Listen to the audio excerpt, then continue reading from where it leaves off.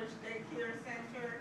It is right next to the Anacostia Youth Club, which is a 24-hour Narcotics Anonymous Center. Yes. You must note that originally where Calvary is on 5th and K, for 10 years it was a 24-hour Narcotics Anonymous Center until the hotel moved into the block.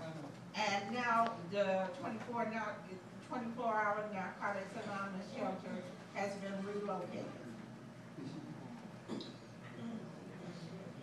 Yes, Ms. Jones?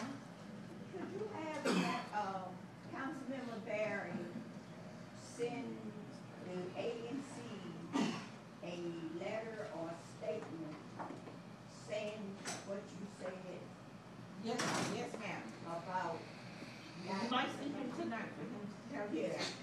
Let him put that in writing that he does And not. I'm going to ask him to Put it in writing to the ANC so the ANC can give copies to the communities if they request it. Yes, ma'am. See, we got enough stuff going on over here, but we don't need no whole bunch more. Yes.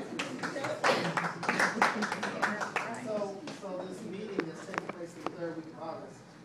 The way you said it, it sounds to me like a public meeting, because you started with these list of folks, and then you said anyone that is affected by this coming. That means the entire Ward 8. Amen.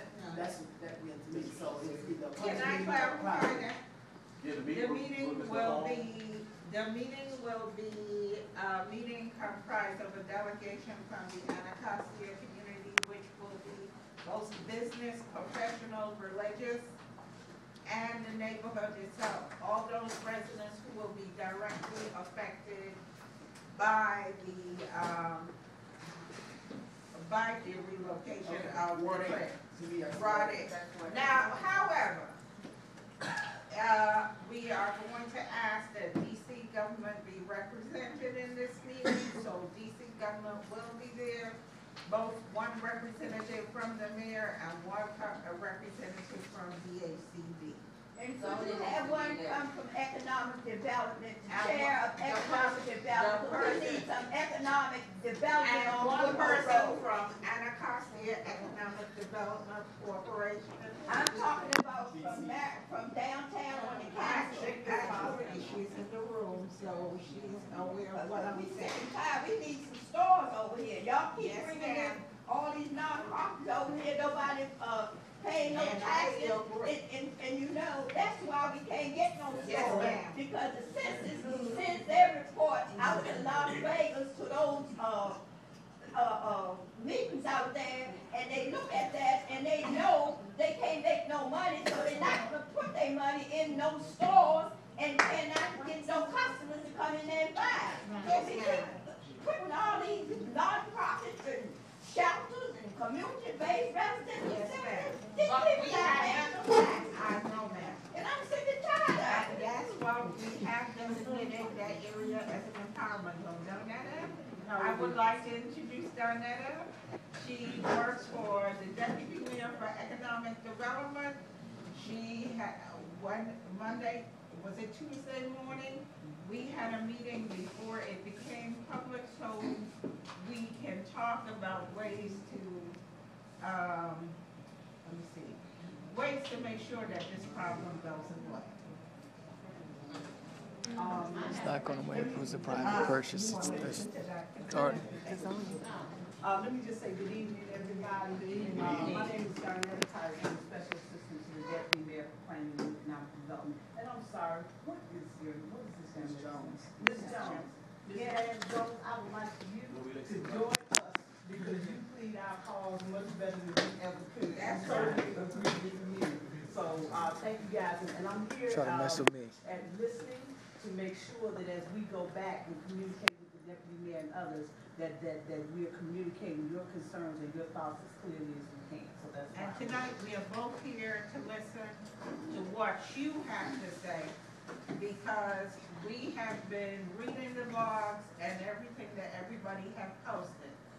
But our primary reason for being here this evening, and I've spoken to Greta, I know about the meeting last Sunday. Unfortunately, I had to stay home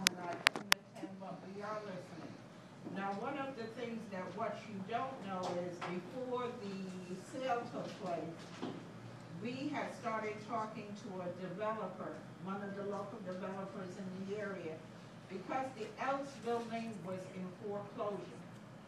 And for a while, ever since the death of Mr. Battle. Mr. Battle. So the building went into foreclosure. So one of the developers we had approached and asked him if he would be interested in converting that space to a space for a community meeting space plus a theater or something along those lines to bring economic development into the area. And as DAC. That's a nonprofit. No, that is not a nonprofit. Theater. A community theater, Big they rock. would be renting part of the space, but primarily the space was going to be used for a meeting space. We Check out the new library.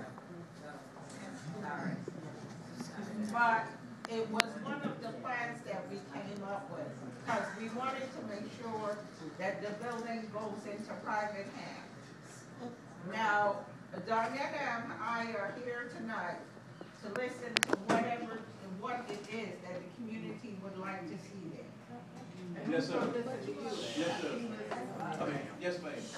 I think I say the same thing at every meeting, but I think our general concern is that we continue to have to put out these small immediate fires. So we find out after a building has been purchased, after a new nonprofit or social service entity is gonna come into our neighborhood.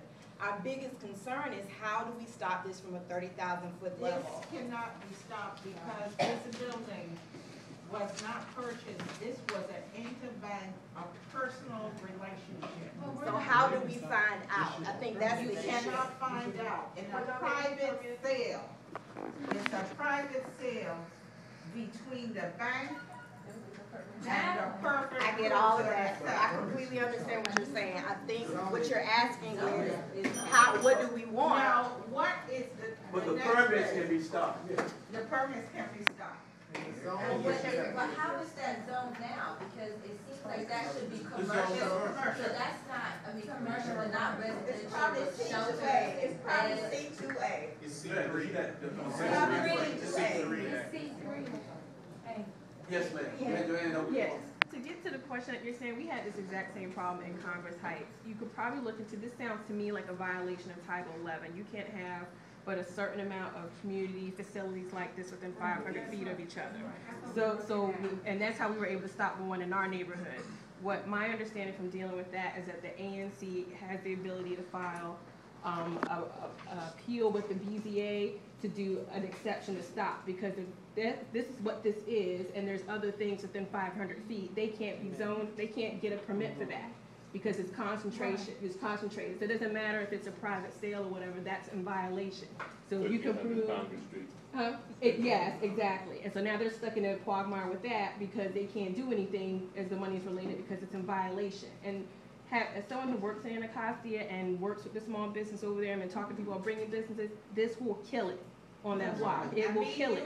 You know, they don't, no one wants to open a cafe or a retail spot next to this. It's just not gonna happen. And this person, if you would like to, Nikki, stand up. This is Nikki. Oh, I'm sorry, Peel, I'm and Nikki She Peel. works with bringing businesses into Anacostia, and we had a long and detailed conversation about this afternoon. Before we go on, could we get the sign-in sheet and everyone sign in, please? My question is this. Okay, Jackie, you're saying that the council member is with us and city officials are with us.